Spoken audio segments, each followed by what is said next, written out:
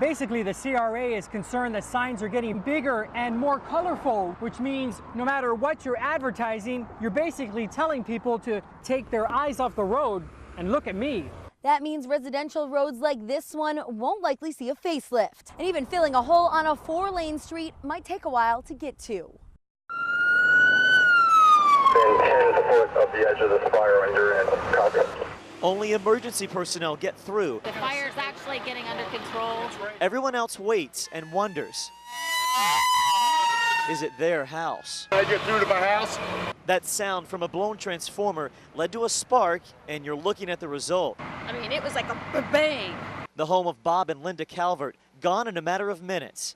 The family from Indiana moved to Lee County back in 1976 to start Sunshine Christian Academy.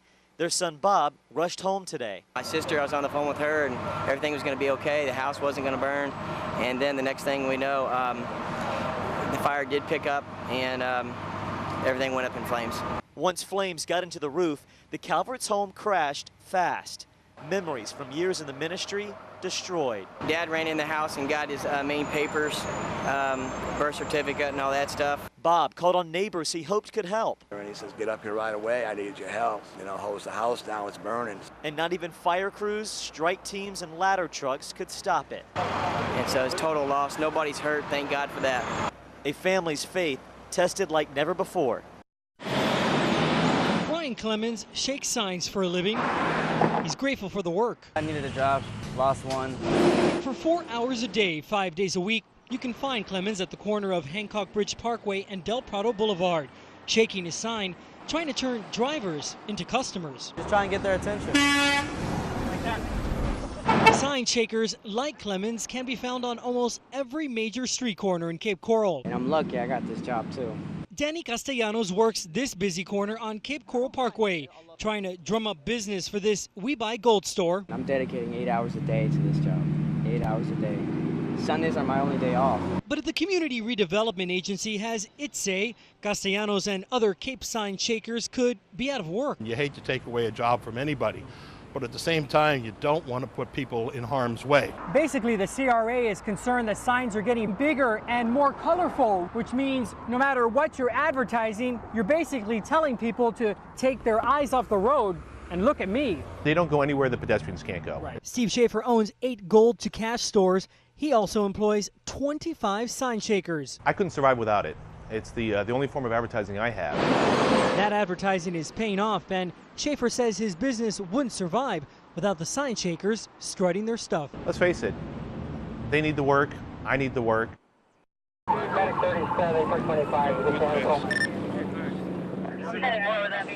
shoot, at one point in time there were flames that were rolling 20 feet out, like in a vortex. Actually went up to the balcony to look at it. Wanted to burn it off, but they wouldn't let it. Flames and black smoke. The smoke plume, funneling from the distressed boat at times, reached higher than the motels and condos surrounding it. No people on board, and started putting the fire out using foam. 7 passengers jumped ship, among them a baby and 2 pets. They all made it back to dry land safely with the help of other boaters.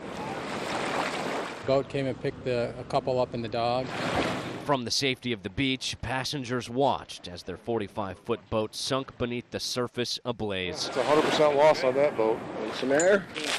Now a 4-man crew preps to try and pull the boat from the bottom of Big Carlos Pass.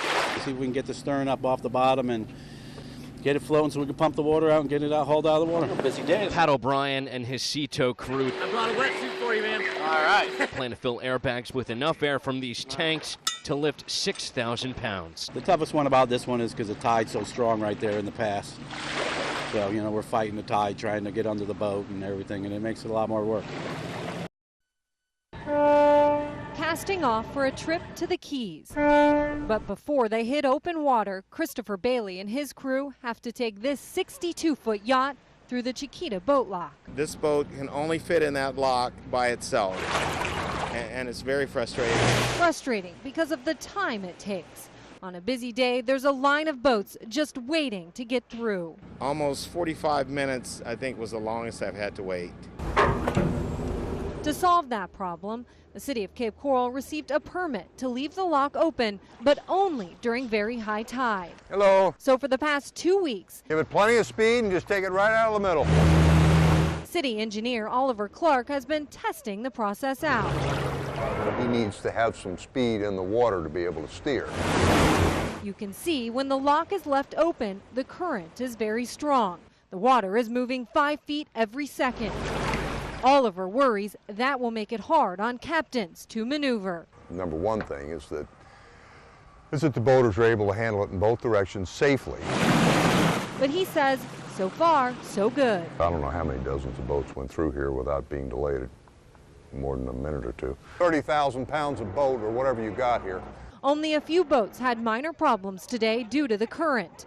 And Oliver says the way his tests have been going, the city might be able to leave the lock open for as long as 6 hours a day. I'm very happy with it now. I test on Thursday. Today's test is going to be great. We may get more than 6 hours out of it today. And boaters love the sound of that. Just for you all. We knew you were coming. These people think it's a gift. I tell you what, they love it. I've always wanted to be a firefighter since I was little. Are you ready? It's their first day on the streets. Literally. You got the course down? I think so. Starting here, back, starting on this side, you're backing it through. 4 new recruits learning how to be a Cape Coral firefighter, hired by the city due to attrition and to fulfill minimum manning requirements. That's 45 men per shift. In just a few weeks, TJ Day will be on shift, working 24 hours on, then having 48 hours off, just like the other 180 so men in the department.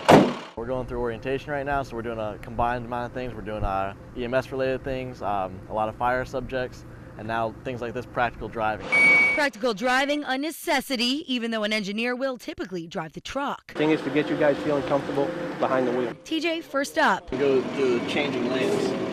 That first drive, not so easy. Pretty stressful. There's a lot going on. You don't want to mess anything up, so you do drive very carefully. But even careful driving comes with its mistakes, like hit cones. Oh man, he crushed that. Or an accidental siren. Man, I don't know. He's just not familiar with the truck, that's all. It's training the department and the recruits consider vital before they're the ones saving your lives. The more they train, the more they go out and drive the trucks, the more they do all of their evolutions, you always see them progressively getting better and better and better. I'd rather have my first time driving here than be driving to a call or on the road somewhere else. So this way, you're training and you're getting ready to be driving on the road. You guys did a good job. In Cape Coral, Joel Parks. Don't give up, man. NBC2.